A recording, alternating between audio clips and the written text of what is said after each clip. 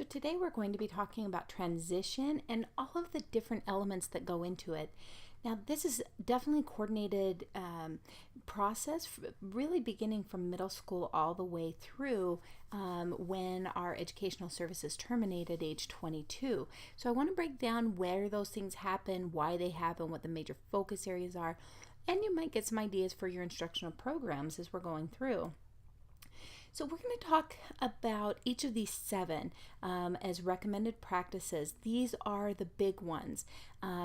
Just going through the list really quickly, you can see here, these are the kinds of skills that make it so that one of our students are staying employed, staying in jobs, being in inclusive environments. And so these are really important that we're focused on these, not just with the mindset that academics is everything or work is everything. There's a lot of other kinds of things that we need to be thinking through. So let's start with the first one, self-determination. This is huge. We have all sorts of research out there that says that when a student can identify their own goals, they're self-aware, they know what their values and belief systems are, they have better quality of life outcomes. And this makes sense because they get more choice in their world. So we want to do this by teaching choice, giving options, teaching students to manage themselves, and also advocacy skills, including talking about their needs and their strengths and what they could benefit from in individual classes. So because of this, we also need to know how to organize programs that require or support this demonstration of knowledge and skill sets. Students don't always necessarily just all of a sudden self-advocate. They need to learn how to do that, and they need opportunities to do that. So those are big elements that we can help with. The next one is social competence. In my experience, I have seen more students lose jobs over social competence than actually not having a skill. So this is really important that we think about what students need to be able to do and how they need to interact. So for example, teaching those social and interpersonal skills that are relevant for each of the different performance environment. So for example, work, we have a different set of behaviors at work than we do maybe in a social setting with friends. So we need to teach those skills. We also have to embed social and interpersonal skills in through our entire curriculum. So those ideas of back and forth communication, looking people in the eye or commenting that you understand what they're talking about, those are soft skills that they should be in the front of our mind all the time on how do we finesse those so that our students have long-term meaningful relationships in the community, their families, and in the environment. And then finally, we also want to somehow foster the development of friends and social networks. This is huge. With the current state of secluded education systems, we tend to find there's a lot of isolation that happens. And then people don't have access to go out with friends and hang out and do different things. We also want to take a look at formal and informal supports. So formal supports are things like agencies and organizations. These are the paid structures, if you will, on those supports. The goal is to supplement, not supplant, information so that it's natural supports. So the formal supports aren't going to come in and take over. That would be a supplanting informal. But really this shifts our thinking to see that informal supports are the strongest supports that we can possibly get because they're natural. When we get formal supports, that's to help with what those informal supports may or may not cover. So natural supports, for example, are relying on typical people and environments, enhancing the potential for inclusion more effectively than relying on specialized services and personnel. So this is a quote from 92. Again, we've known everything we need to know since the 80s. This is not new information. It makes more sense that we're helping a family learn how to work with their child, their adult child, than it is to say, let's send out DSPD to do that. So it makes sense, same thing, in an employment environment, that a boss cuts out the middleman. We don't send out job coaches with 40-year-olds necessarily. So the idea is we wean that out, go for informal support so that the boss can talk directly with those employees that they have. All right, the next one is a functional curriculum. Now, another term, by the way, is anchored. This is functional, it's instructional. This is always up for grabs, I feel, in schools right now because there's so much pressure to perform in the core areas. And that is important. It gives us an access that students wouldn't have if they stopped reading and they stopped learning math and they stopped at a very young level just to go into functional. But at the same time, this is important at the secondary level, that we don't just keep reading to read, but we read to learn. We learn reading as a skill to get us things. So that's where that functional piece comes in. We've got to see it as these skills in real life contexts. And then we've also got to be able to demonstrate mastery in these same contexts. So this goes back to some of the examples I've said. We have to move on before the students mastered the skill. We often have them practice things that they wouldn't actually do out in the community. So this idea of real life skills and context are big. And then another idea is providing instruction beyond the classroom. So this is that idea of paid work, community-based instruction. Those types of things are very popular. And then 5 is let's prepare them for career or college, being really thoughtful for career. They're having opportunities to explore, they have opportunities to actually work in those environments, and they have opportunities for paid work with school supervision. But don't count out post-secondary education. We have an Aggies Elevated up at Utah State right now that works specifically with students with cognitive disabilities. So it's a fantastic program. And so don't count people with disabilities out for college. So we've got to be able to explore these kinds of environments and climate and the support. We've got to identify what the adaptations or accommodations and learning strategies are. Time management and problem solving skills are huge. And also, what are those supports they'll need and study routines? All college freshmen go through this learning curve. And the idea is that we might provide some more formal supports and preparation for these activities. So the 6th one is family involvement. How do we get the families even more involved? It's sometimes counterintuitive because as our students are getting older, we often say, push away from your families, this is up to you. But in reality, we know oftentimes these families stay involved for long periods of time and they have a major say in what their children do.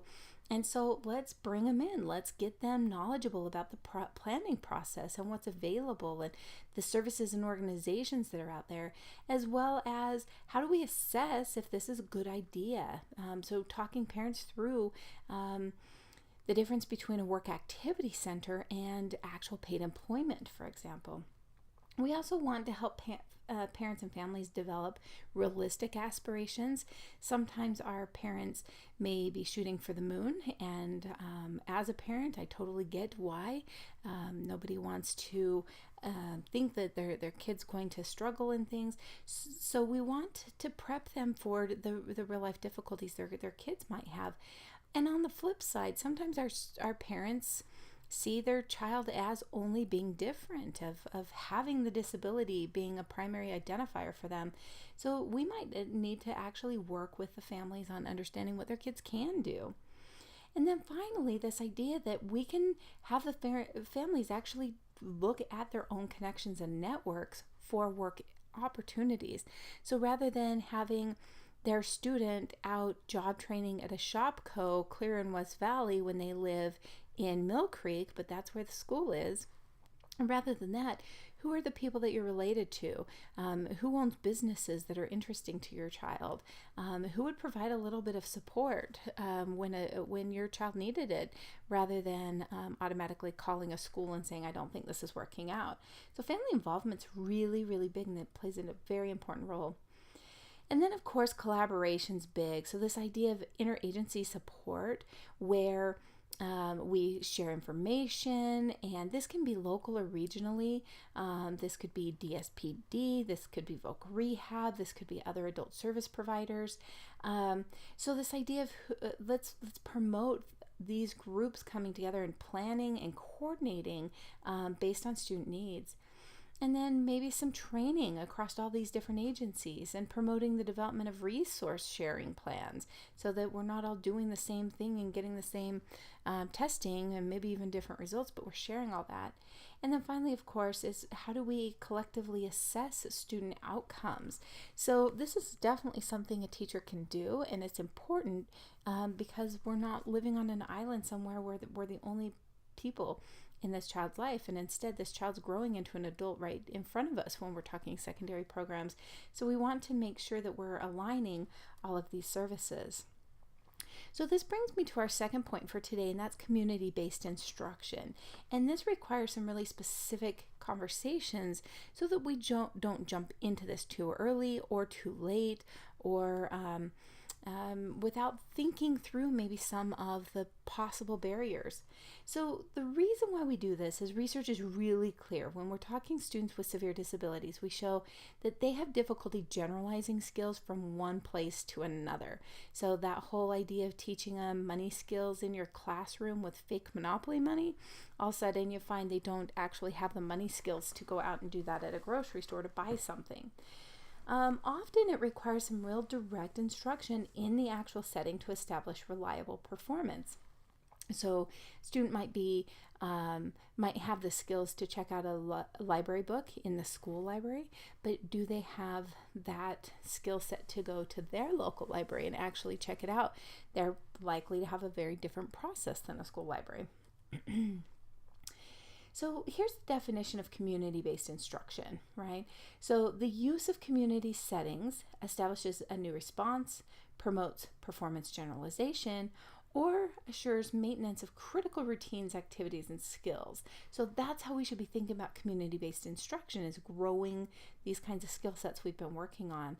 And the other piece is that true community-based instruction does not exclude students who are quote-unquote low functioning. There's no such thing as I'm going to take the high kids and we're going to go out to the community, but all the kids that can't do that, they're going to stay here. The research is really clear that all kids should be doing community-based instruction, and that we do not exclude them based on their functioning levels. So what are some of those characteristics of effective community-based instruction? First of all, we're not on field trips all day, every day, right? This is based specifically on what students need, and we design our outings, our programs, and our places to really meet those needs. We also design this in a way that maximizes students' opportunities to respond, so they have lots of options.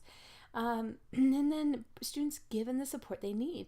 So this idea is built on natural supports, what's already out there, and then we want to try and minimize the amount of support that our staff provides so that the student can do this by themselves, and then that we also fade out the level of support we provide so that we can get to the lowest possible assistant level so that they can be independent and do these things on their own. And then finally, the idea that the routine or activity targeted for instruction becomes part of the student's life. So I'll give you an example of what not to do. When I got my first job, one of the things the school did every year is each class would pack up the students. Keep in mind, I was working with 18 to 22-year-olds, and all the students went to Festival of the Trees. They would call in, they wouldn't go to work, and they would go spend a field trip at a Festival of the Trees.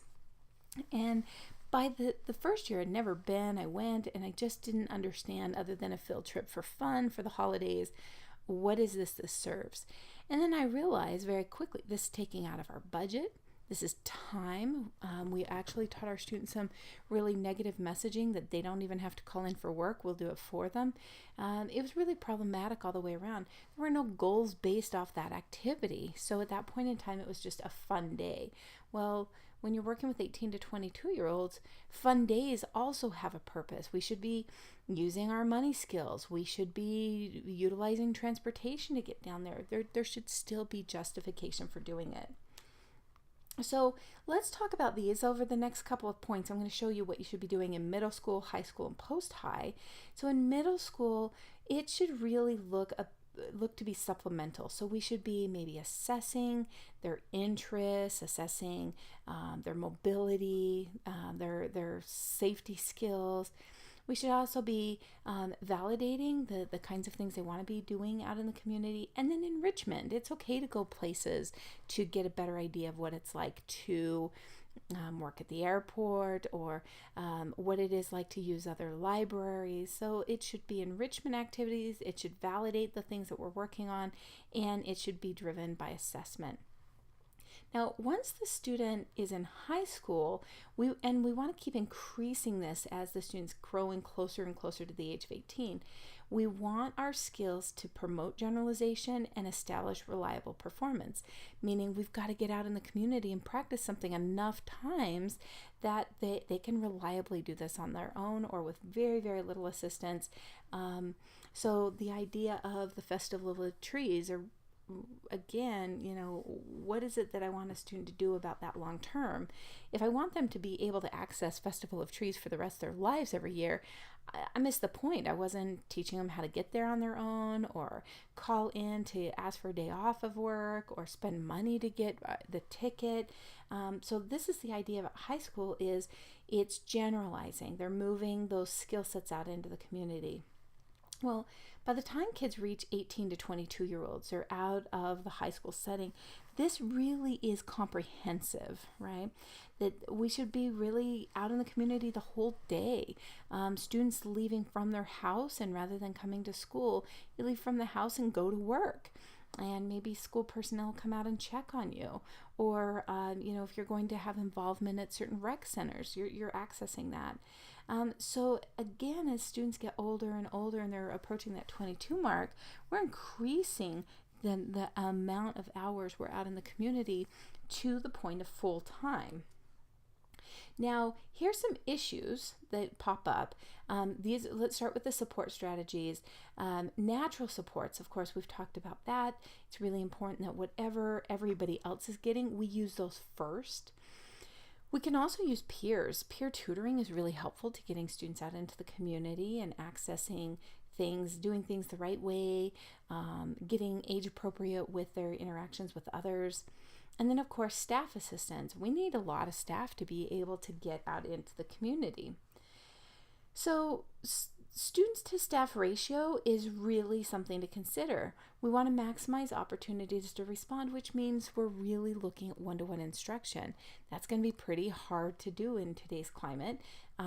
So that's where we're using peer tutor programs and those natural supports so that we can do that. And then again, this idea of heterogeneous small groups. So we're talking maybe 2 or 3 kids going out at a time, and they're heterogeneous. You have one that's you can trust across the street safely, one that might need a little help, and you have one kid that's going to run off the second that you're not keeping an eye on them. We don't want 4 of those kids who are going to run off in different directions all going out together. And so we want to do some real heterogeneous groups for this. Now, transportation, we have lots of options. There's always public transportation.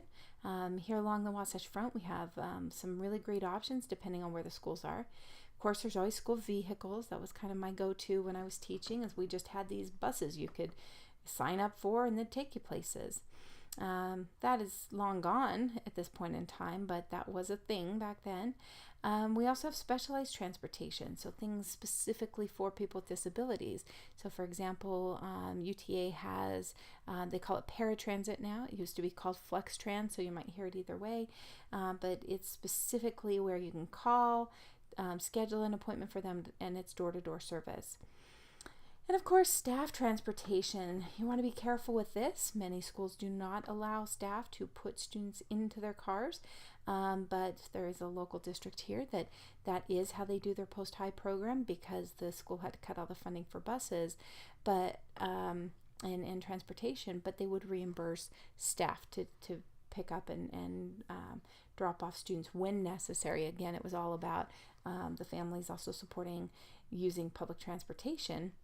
But staff transportation was part of that, but just make sure you're double checking with your SPED directors to ensure that that's okay. So liability, of course, is an issue. What happens when we are out doing things? Let's say we have a student on a work site and they are hurt. Whose job is that? Well, this is actually covered under your school's insurance policy if it's part of the student's IEP. But because of that, we want to document the training and monitoring, taking data so that you can show that these are the reasons why you're doing what you're doing, and these are the considerations. Document. And there's an idea of personal coverage is recommended just in case you do something that is not smart. For example, there was a case years ago where in an alternative high school program, a young man was driving a group of 6 students from their homes to school, and this alternative setting included young pregnant students, and they got in a car accident and slid right underneath a semi-trailer. And you have a pregnant woman on the pregnant girl, actually she's 16 I think at the time, and some others. Thank heavens nobody was killed, but there were some medical issues there. It turned out that the kid driving was really distracted, trying to figure out the radio or something like that. So those are cases where you do something you probably shouldn't have done, and you don't want to lose everything for yourself. So a lot of community-based training. Your district may or may not cover your personal insurance, and so it's a good thing to double check and see if you cause harm to others unintentionally, that would be covered. So let's talk about rec and leisure. Now, many of you are maybe thinking about doing something like this for your motor task, but how do we pick something? Do you just, everybody likes video games, we should do video games. Let's take a look. Well, when we're talking secondary students, we really want to have a focus of what we're training for leisure and rec. First thing is identify when these students even have free time during the school day. We also want to make sure we're promoting emotional and physical health. Physical health is big with students with disabilities. All teenagers struggle with the access that they have with sugar and sodas and candies, and their own personal health.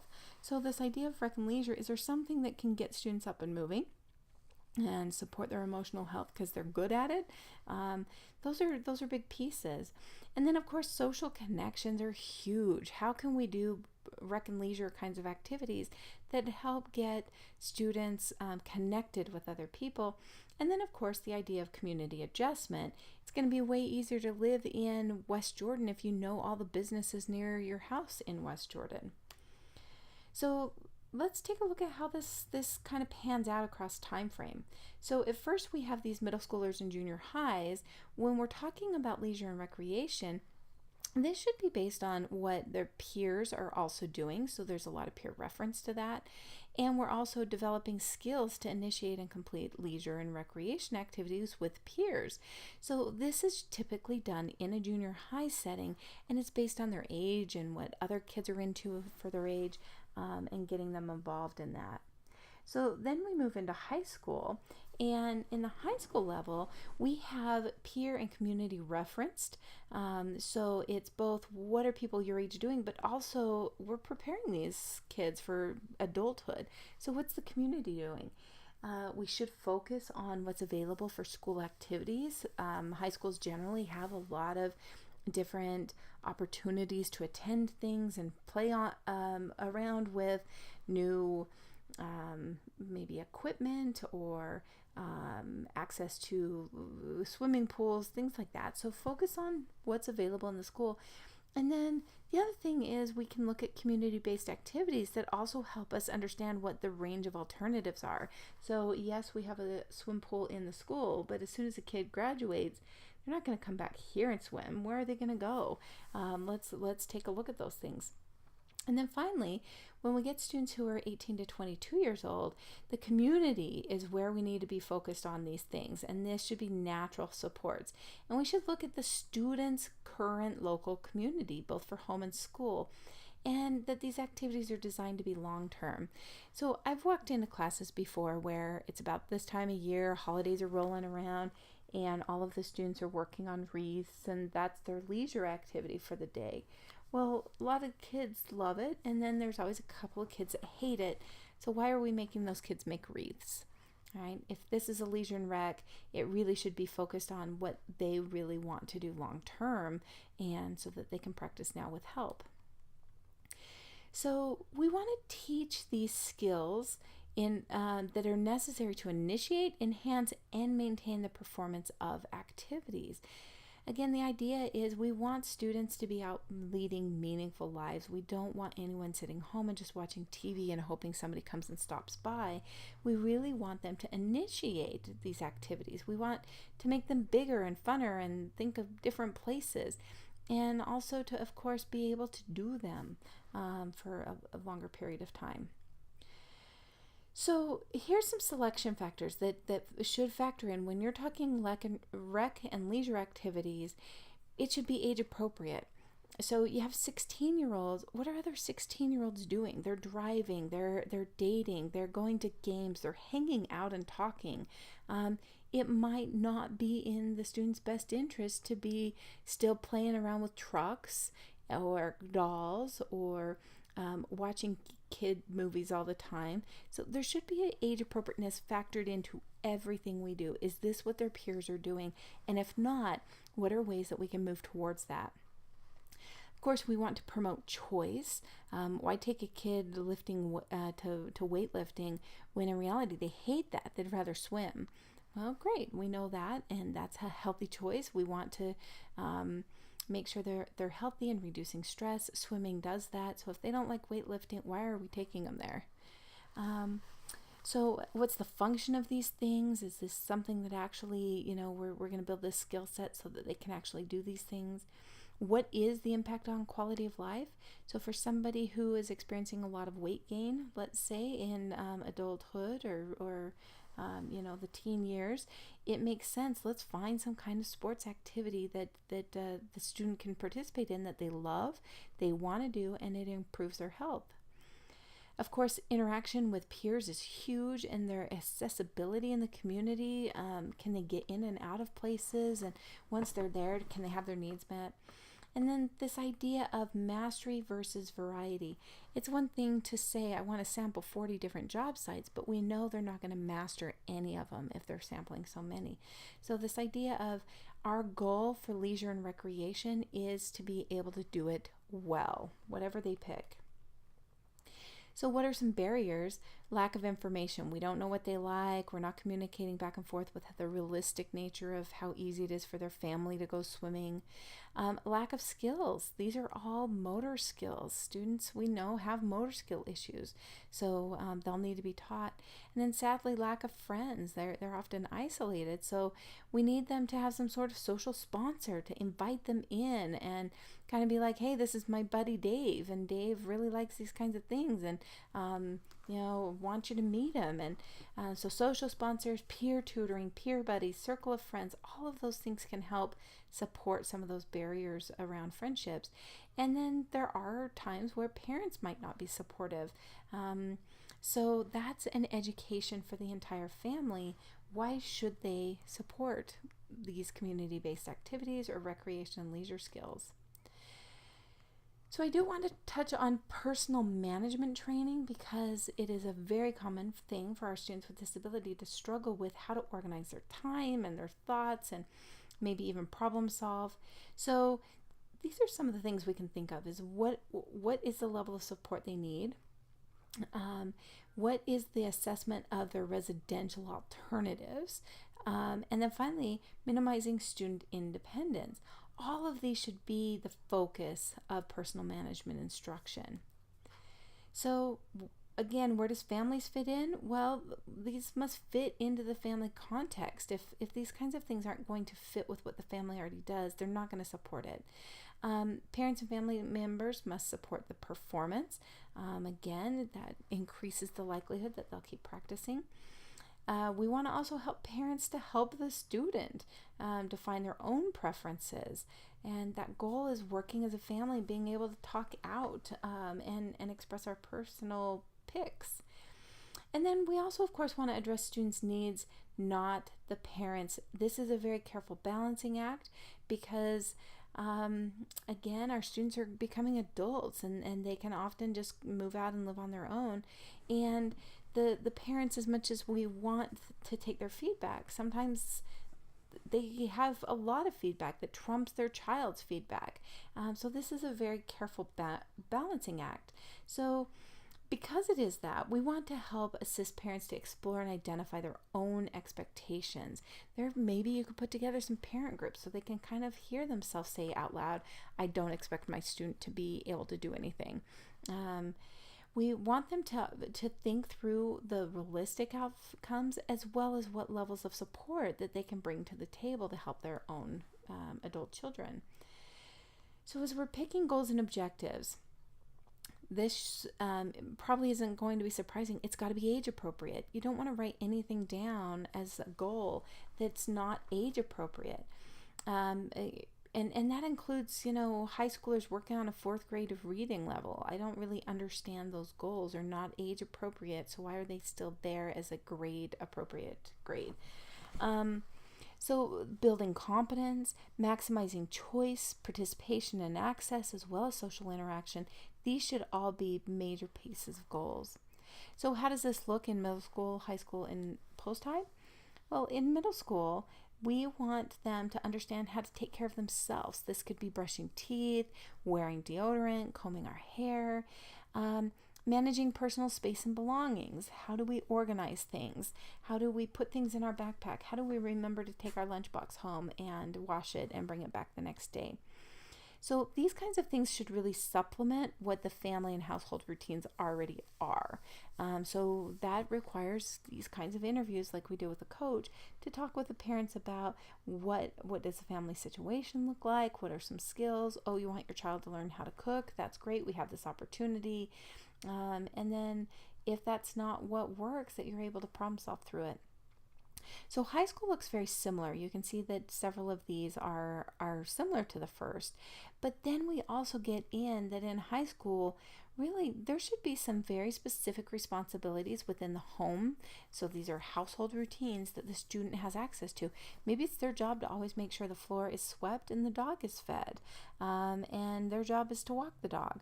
Or, what specifically is their responsibility for doing laundry? So we can really focus on that at high school. Well, by post-high, again, it's very similar personal care and managing these behaviors and things. But at the same time, we also want to establish and maintain household routines. So this is real life practice out in the community. So I want to quickly go over a tutorial on adult service programs, because in your head you might be thinking, I know there's a service that I can call and they'll come help. Yes and no. So quick discussion of entitlement versus eligibility. Entitlement means that a service must be provided. If somebody meets all of the criteria for the requirements of that program, then the service must be provided. So entitlement services include IDEA, because of those 13 categories of disability, and Medicaid. Well, eligibility is different. It might mean that they meet the criteria of all these things, but also the service has to be available. So employment and residential programs are in this, but you could be on a wait list for a residential program for years. Same thing, we're a right to work state, and so eligibility, there might be some programs for employment, but if there's nobody out there to job coach you, that might not be something that happens. All right. Sorry about that. It looks like all of a sudden we've decided I should update. All right. So income and medical support. So a lot of people talk about Medicaid, Medicare, DSPD, voc rehab, all of these things. Well, there are financial income and medical support options. So this is designed to help people who are limited in income, and they're going to have an ongoing medical care. So these are kids that always will have seizure disorders. These are young adults that will have the need for access in wheelchairs. So the amount of income received is linked to the amount that individual earns. So this is where you have families saying, oh, I don't want my student to have a job. It will take away their SSI money. That's not true. There's ways to actually adjust or to consider how much they can earn and how that actually helps them. But parents can get really nervous about that because they've been taught to think of things in concept with how much do you earn and how much is that item. Okay, and then also access to medical services are linked to earned income. Insurances like that. So we have lots of different ways those supports could come in. We also have employment programs. This gives us the opportunity to actually work with people with disabilities to get that paid employment, and it also reduces dependent on income support programs. So here's a link to Workability Utah, and you can see here this is available to you now on if you click on the link, or just type it in.